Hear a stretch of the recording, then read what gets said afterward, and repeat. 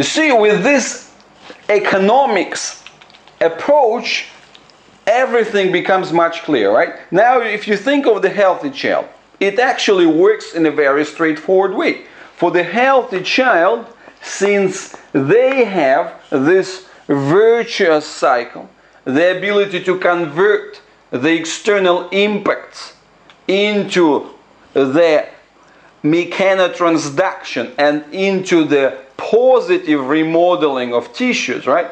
So effectively they work as they earn the interest on their health assets. And it actually works very beautifully for the healthy person, this passive income. So during the day, the child runs around, right? So does all the active stuff. So to do so, indeed, he spends the ATP and so on. So basically, it's the metabolic expense. But by the time the daily allowance, or the daily spendable allowance of the interest that accumulated from the previous night is out, the child does what? The child and goes to sleep. And what happens during the sleep? During the sleep, the accumulated impacts from the ground and so on, which actually been stored, they are being transferred into the available balance for the next day. So the child wakes up the next day, he has some balance to spend plus more. That's where the growth comes from. And this is the process of the normal growth. And it's really important to understand this mechanism because, that's critical. External function of the healthy child has these two components, right? On the one hand, it's the affordability, the economic side, right? So you see the economical execution of it.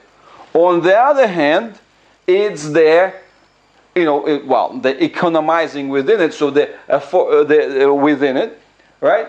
On the other hand, it's the way that this external function converts into the virtuous cycle. So by the next day, what you've done today is going to improve your bank balance. So that's how it works in the healthy child, right? And of course, the activity itself is being performed in a lot more economical way, right? So there are three good things that going for the healthy child.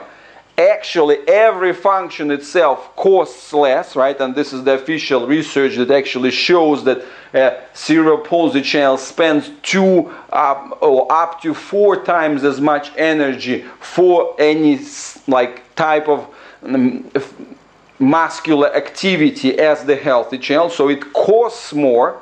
But on the other hand, from the affordability perspective, if the healthy child has it on the passive side, your child, if you force him into the activity, actually has to pay from reducing his assets. He actually has to kind of sell something in order to do this.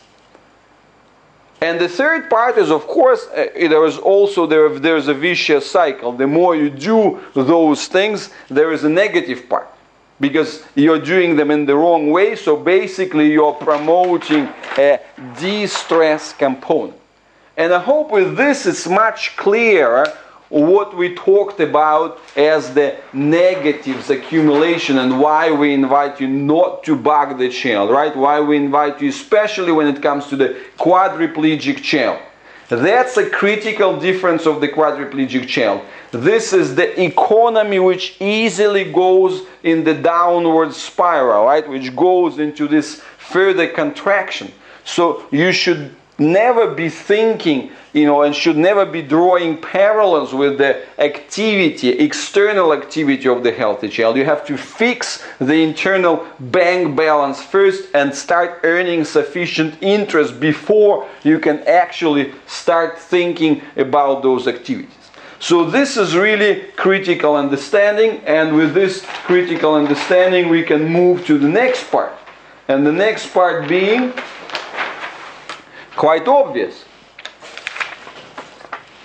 Your child a child with cerebral palsy has a depressed economy, not a broken computer. Once again, this is really critical, right? Because typically, what's being brought to your mind is that, oh, there's a computer, there's a brain that got broken, so with the broken brain, we can't kind of fix it so far, that's why everything in the body goes wrong. Well, now with the salutogenic perspective, we can see that this is not the correct version. You should be thinking of your child not as a broken vehicle, but as a contracted and a depressed economy, where your part is not to try to mess with it and try to kind of fix something that you don't know how to fix. You have to invest. It's not about fixing, it's about investing. It's about creating this opportunity, right? So use the earning ability, right? Where is this? Yeah. So this is it. This we're getting back to the discovery number 3.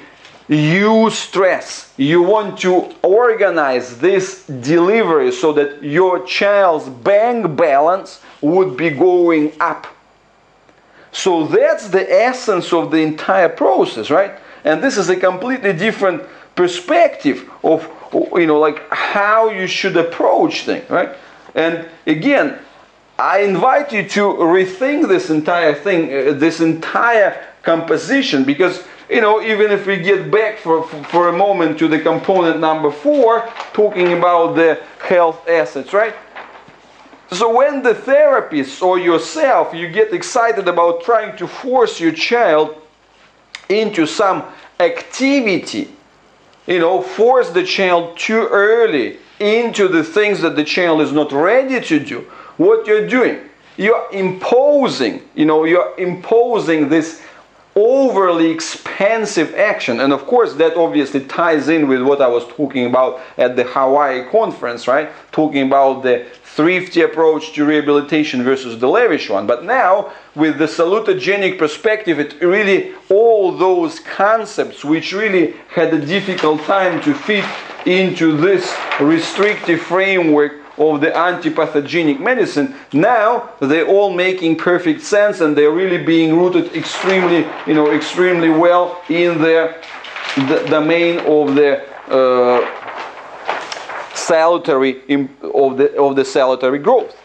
So this is critical, right? Now think about it. I'm inviting you to pass the trust towards your child's internal economy wisdom. And think about it, that it's not about making a show off, right? You see, your child needs those economic resources to do all sorts of the internal stuff, do the internal repairs, do their tissue remodeling, do all these things. And actually, unfortunately, everything that you have from neurology-based education and rehabilitation is forcing your child into the lavish spending. And you are often being the agents of this lavish spending, where you voluntarily bring your child in, when you cheer the extra activity, even though this activity is extremely expensive. So this is really an opportunity for you to rethink it, and that's a huge discovery again that comes from the salutogenic avenue. Now, when we talk about getting back to the depressed economy, so the huge part about doing this, right, is that you also have to think that everything that happens to your child's body, everything that happens has its meaning. Spasticity, it's not broken control of the muscles. It's the rearrangement of this economy to run in the most efficient way under the current circumstances. Trust your child, don't force things. Your part is to invest, to bring extras, and let those extras to spread and go into the right areas. So this is the part that you actually need. Don't be, don't play God. Don't play, well, we are going to fix, we are going to force, we are going to, what? And, this thing always bugged me about people saying, well, let's put the child into action, so sending signals to the brain. This is the crappiest idea. If you start approaching it from the metabolic and from the economy-based idea, right? Let's spend on champagne today so that we teach the brain, that we develop the good habits of spending on champagne. Well, earn it first, right? That's a very simple thing. Whether you can afford the champagne or not, that's the key question. So if you can't afford the champagne, well, build the intrinsic economy first, and first it's not going to go towards the champagne. You want to create the virtuous cycle. You want to get a solid affordability for the basic necessities. That's what you want to do. And that brings us to this other point, and actually, it brings us back to the economics, right? Because in the economics, that's a central point. What is it? Are we going to, one of the paradoxes of the economics is that, which is, it's called the water versus diamonds, right? And the water versus diamonds actually means that the diamonds have the largest exchange value, although they are useless, whilst the water, from the human perspective, is the most important, most valuable thing with the highest intrinsic value, but it costs next to nothing in terms of the exchange value. So, and the problem with the economics altogether, right, is that, being overly focused on the monetary side, on the things with the highest exchange value, that inevitably brings you away from the things with the highest intrinsic value.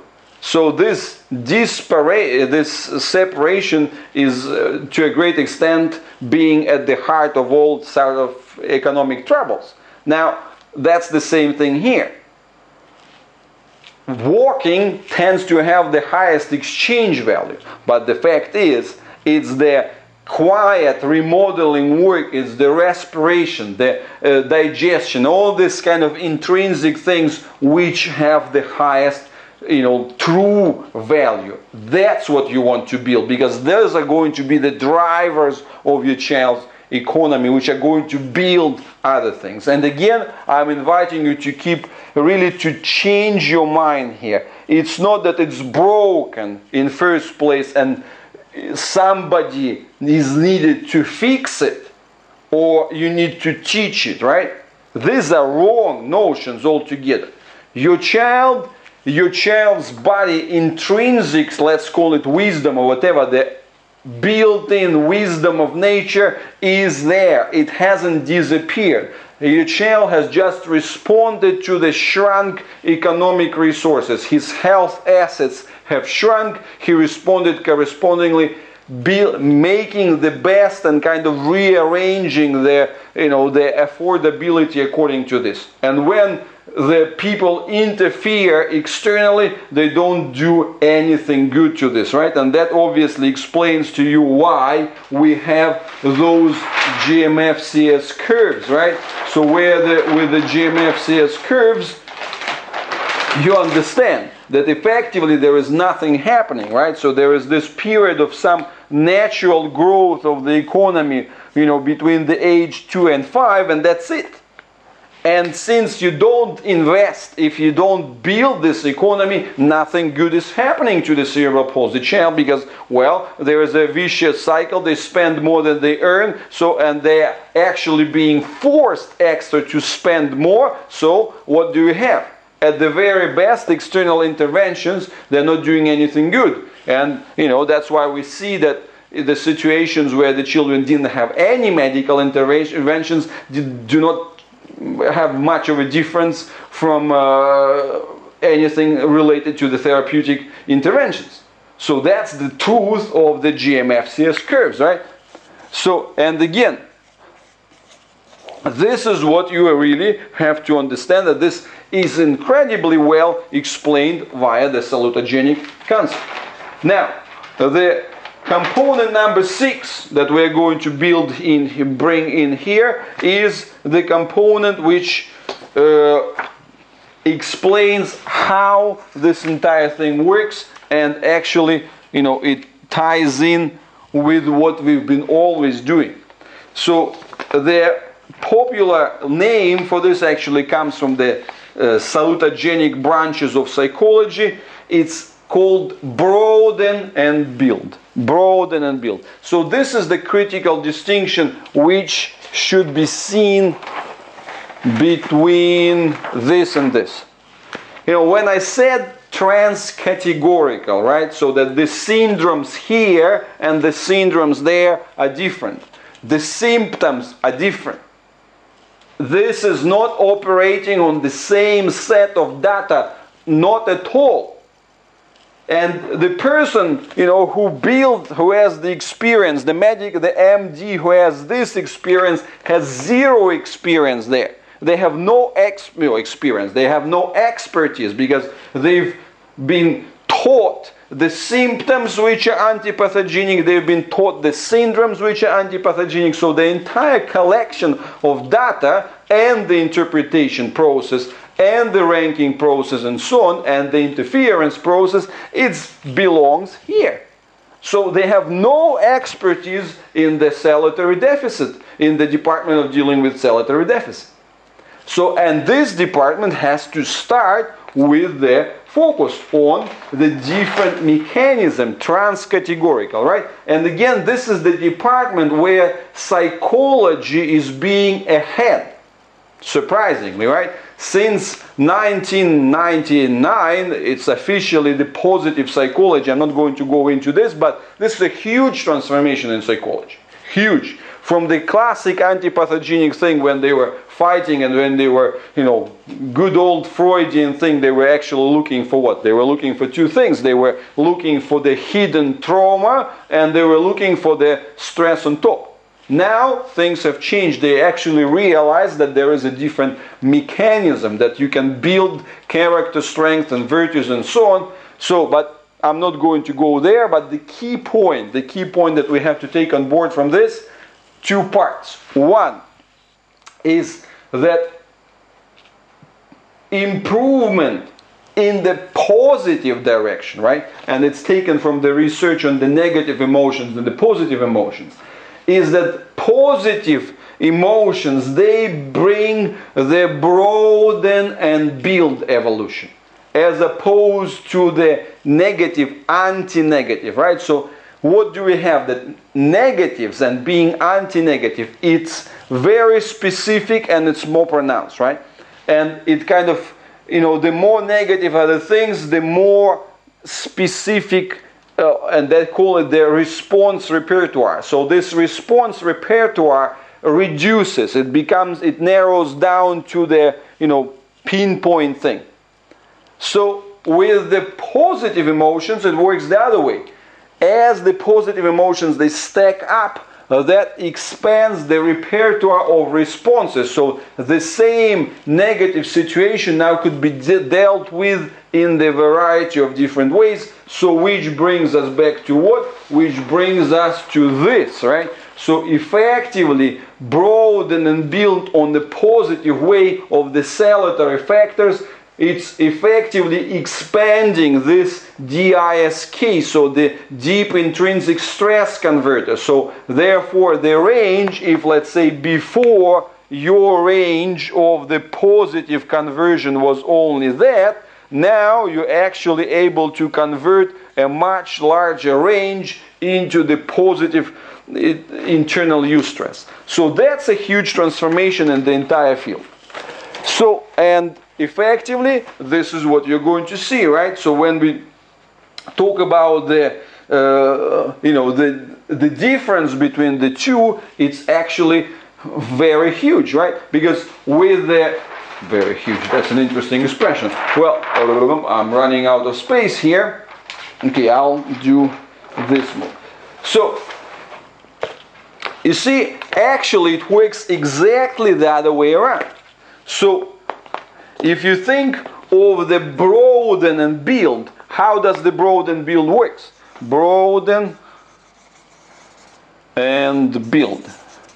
So the Brodin and Build works from within. So we actually want to see what? We want to see the things deepest rather than the most superficial, right? We want to see the elements, we want to influence the element that have the, the participation, the maximum participation in the greatest majority of different functions and activities within the body. So we want to make sure that we are really going on to the positive side, right?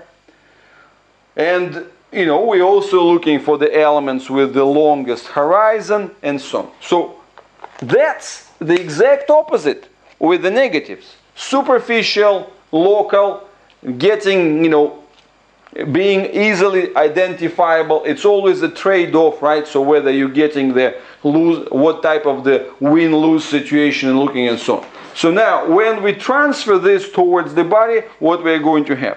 We're going to have two things, right? We're going to have, what are those deepest, most fundamental levels? Well, we're going to have the mechanometabolic interfaces, mechanical functions of the respiratory, mechanical functions of the cardiac, mechanical functions of the abdominal, right? Of the digestive function. So those would be the deepest things. And what do we do with ABR? Of course, we address those, right? And the other part would be the original radial, deep radial layout of the entire fascial system. And what are we addressing? We're addressing this, right? So that's Brodin and Build. And by doing the Brodin and Build, what are we doing? We are not improving some local stuff, right? We are increasing the repertoire of the responses. And that's one of the things that I really want to touch upon, because, this is something that's been bugging me for a long period of time. What happens is, because of this relationship that what we do have, and because of the narrow interpretation that the person is looking for therapy is looking for, right? So what we're having the opposition here. And now when you come to me and say, well, you know what? We can talk reliably about the improvement of all these fundamentals, but whether it's going to convert, into the exactly this movement of the arm or this kind of adjustment of the back, or when your child is going to be picking up toys, I don't know. I can't say this because that belongs here, that belongs to this repertoire. But for many people actually say, you know what, you're being elusive. You don't, and being elusive kind of goes on the negative side, right? So you can't pin it down. So basically people start questioning whether they start questioning your expertise or whether they start questioning your integrity because you can't pinpoint things, right? And that's that's a very fundamental difference. When you talk about the build-up of the positives, it's the overall improvement, increase of the repertoire, of which then intrinsically, depending on the situation, the child will reorganize his internal economy to perform things which will provide this best complicated balance, as opposed to the anti-problem thinking. And the last thing I want to say on this particular discovery number 6 is that I'm inviting you to rethink it the other way around, right? So if the truly good, the deep things are following the Brodin and Build part, the Brodin and Build algorithm, the Brodin and Build pattern, so you have to rethink what happens in those advertised therapies for CP, because you can see it frequently enough in the media, saying, well, a child went there and after a month wow, you've got the result. The channel who wasn't walking is now walking. And then everyone starts running and say, wow, you know, what a huge result, what an achievement, and so on. It's not an achievement, may I say, because everything that comes early, everything that comes quick, is a certain redistribution. The economy hasn't grown. You've been able to unlock maybe some vaults and the new spending, which, I don't know, which might not be the best idea in the long run. And again, it might work for the diplegic person, but, you know, the situation with some vaults that could be unlocked. But in a quadriplegic person, the economy size is too poor to expect anything like this, right? And the second thing that has to be understood in this particular department, right, is that growth of the economy has to do with, of the intrinsic economy, right, has to do with the tissue remodeling. And I keep bringing up this fundamental figure. If the collagen renewal, the basic matrix that we have, if it's a 24 months, roughly 24 month cycle, if something happens within a month, I'm sorry, it doesn't count. Because that means that your economy hasn't changed. It's simply too little of a space of time to be able to bring anything of significance. So that was component number 6. So with this, I'm moving on to the part number 7, right? And that will be more or less the summary of those, which brings us to this understanding of the continuous incremental developmental advancement as the essential process through which we want to build and bring things up. So I hope you see with this first 1, 2, 3, 4, 5, 6, right, that salutogenesis is really a transformational, truly a change of the entire paradigm as we approach the cerebral palsy. I mean, let me get a brief run through, right? So first of all, it gives us the positive health definition. We actually know what to look for, right? Instead of running away from, we now start looking at the positive goals, aiming somewhere, not away from. Now, the second thing is that we are actually now, with this, we move to the full 2x2 matrix, where we have our own part, right? We have our own domain, which is being this, the salutary deficit. And it explains very well why the northwest, right? So why the northwest categories require a different type of everything. Data processing, definition of symptoms, syndromes, action plans, and everything else, right? And why the things are not working well with the antipathogenic approach when it's transferred here. Then we're having what? We're having this, right? We're having the next essential part. We're having the transformation. We have the source of changes, the ability to swim upstream, the transformation of the extrinsic stresses into the intrinsic eustress. That's the driver of the positive transformations. That's the driver of the salutary improvement.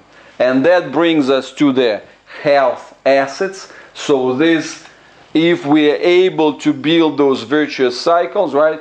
With the virtuous cycle, we are able to build the positive biological cash flow and start building the bank balance of the health assets, and at the same time uninstalling the unnecessary leaks, right? The vicious cycle, so that there is no waste on the excessive running costs. So that's the prudent versus the lavish approach.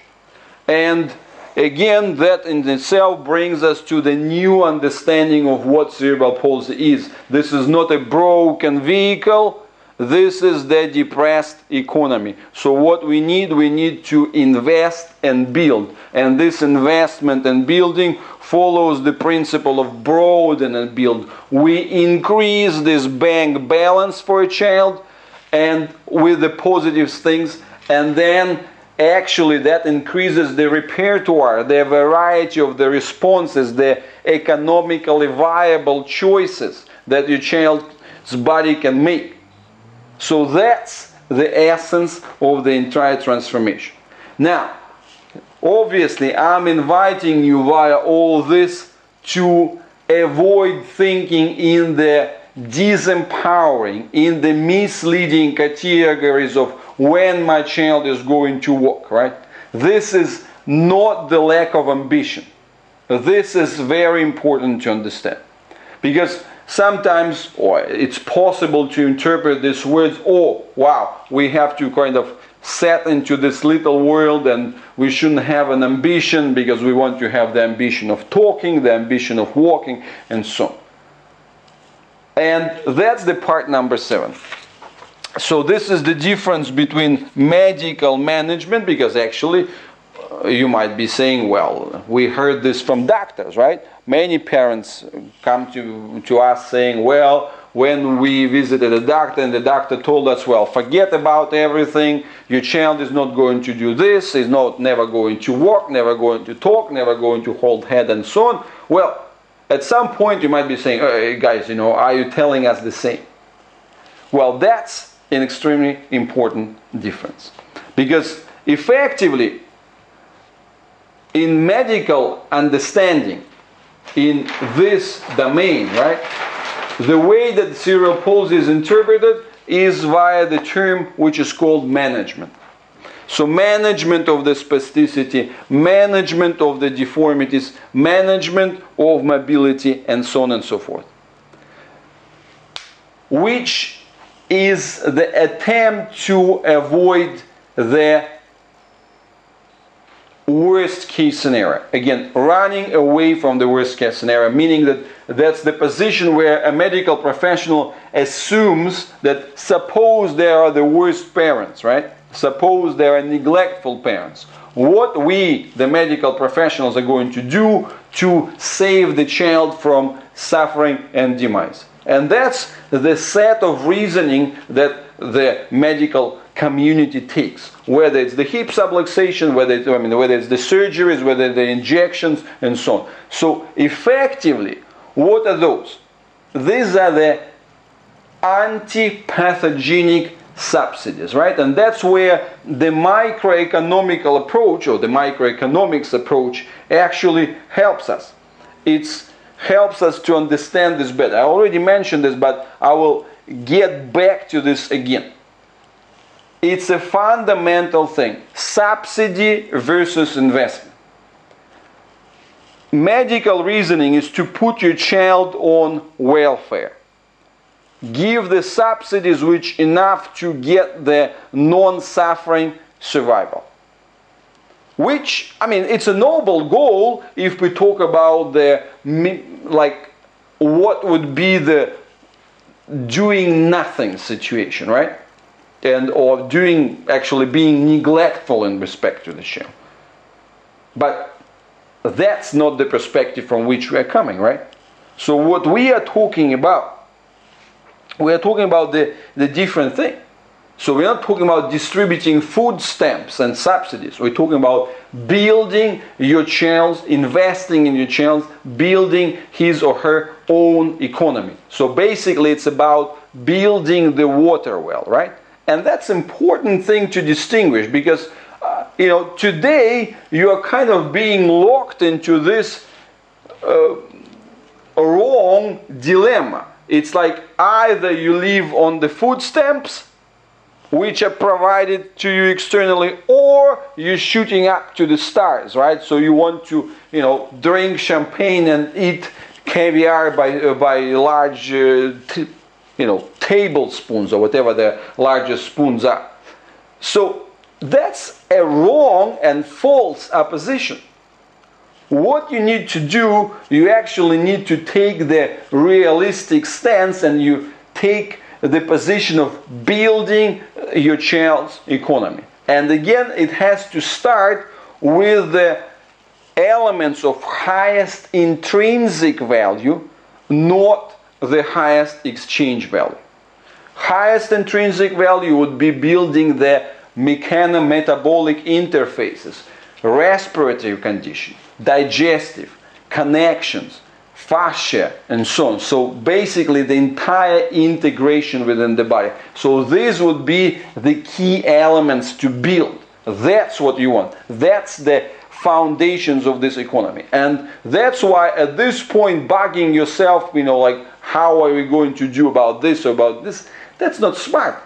Think about it like, you have another way of looking at this to say, what do you want? You want to build a solid, you want to build a house, you want to build a yard, you want to build, you want to build your own sustainable economy, and then potentially once you build all those, then you might be thinking of getting a car. And that car might not be, like the luxury car, right? Or what you're doing, you're actually putting your last assets that you've inherited together and splash it on renting, a Ferrari.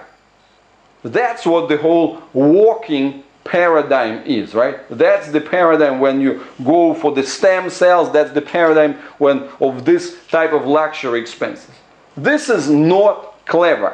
This is not ambition. This is simply not being clever and thinking in the wrong framework.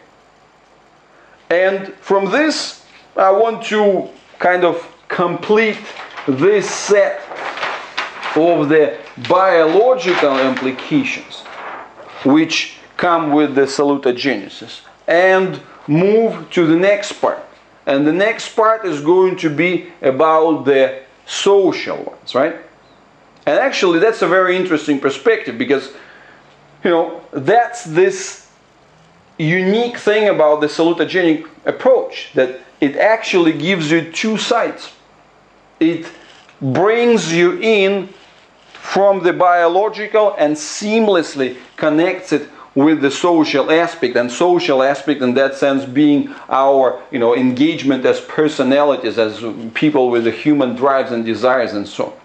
So that's going to be the next part, and I hope that already here you can see that this is the extremely powerful and a remarkable framework that that actually allows to put everything in place, and it makes perfect sense. And for me that has been really a huge breakthrough. All those components, all these things that I was struggling to explain, I was struggling to put into the understandable context, and always facing the words which are kind of like therapy and ambition and so on, all these words which are contaminated by the wrong implications and the wrong meanings.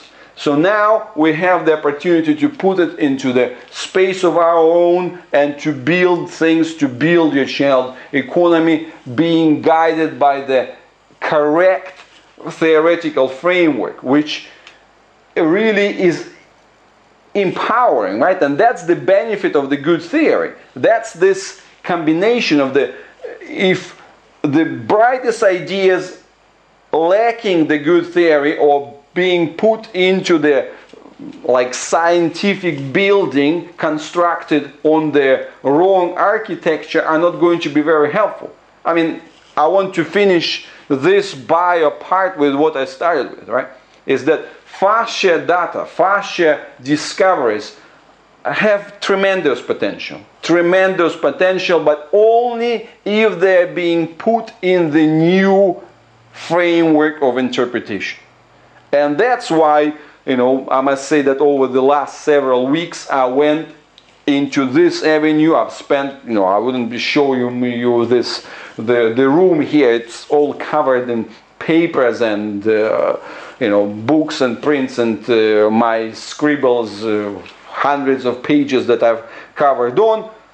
But this is absolutely huge, and I hope that I've managed to pass on and convey my excitement, and that you can see this, that actually finally I'm able to help you with adding to clarity, right? So rather than adding to the overwhelm with the salutogenic framework, it's beautiful and clear. You've got the tools of building your child's economy. His economy has shrunk. Now you have to build. As you build it, his intrinsic wisdom, intrinsic kind of economic judgment is going to redistribute those things that you put into the best needs. And then gradually, as this economy grows, there will be new levels of affordability, right? From the subsistence to some level of comfort, from the comfort going to the prosperity and so on. And that's a much wiser approach than to trying to to live, to get the borrowed luxury, right? Steal someone else's credit card and try to rent a Ferrari. So this is the new framework. This is the new enhanced understanding, which puts together and kind of ties in everything that we covered over the previous years, over the assessments, explanations, blog posts, and so on. Now everything really ties in together.